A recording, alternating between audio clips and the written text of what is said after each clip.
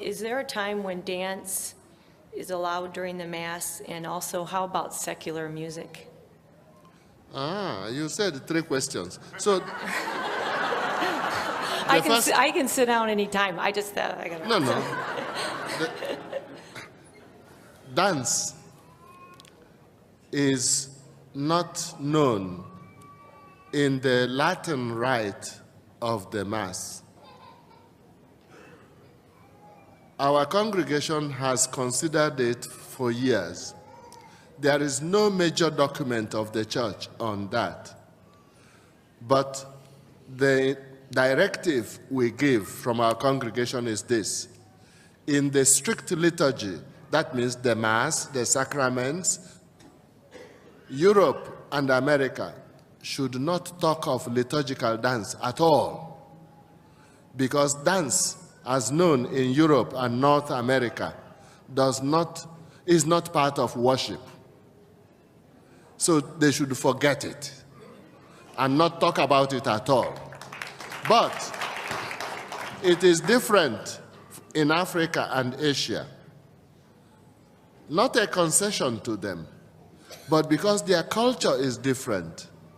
If you give a typical African the gift to bring at offertory, and you give a typical European the same gift to bring, if they don't see one another, the European will be rather stiff in walking to the altar.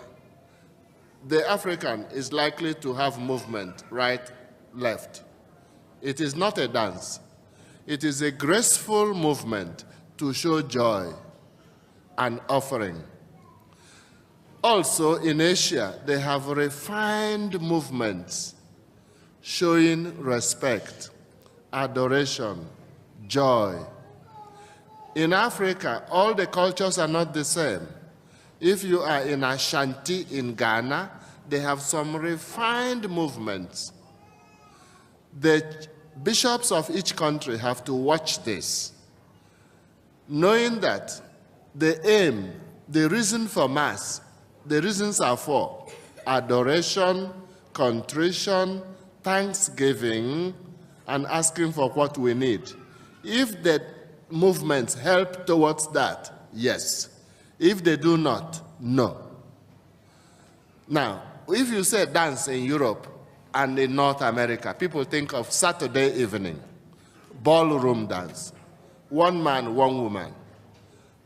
And it is all right as recreation, but we do not come to Mass to enjoy. We don't come to Mass to admire people and clap for them and say, repeat, repeat, wonderful, excellent. That is all right for the auditorium, for the theater, even for the parish hall, presuming that the dance is acceptable from moral point of view, because there are some dances that are wrong everywhere. Even in the parish hall and in the theater, they are wrong because they are provocative unnecessarily. So, and also in Africa and Asia, every dance is not acceptable. There are some dances that are totally not acceptable in any religious event. So it differs. But as for North America or Europe, we think that the dance should not enter the liturgy at all. And the people discussing liturgical dance should spend that time saying the rosary.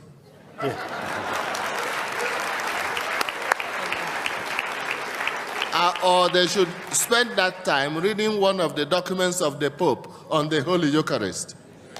We have already enough problems. Why banalize more? Why desacralize more? Haven't we already enough confusion? Amen.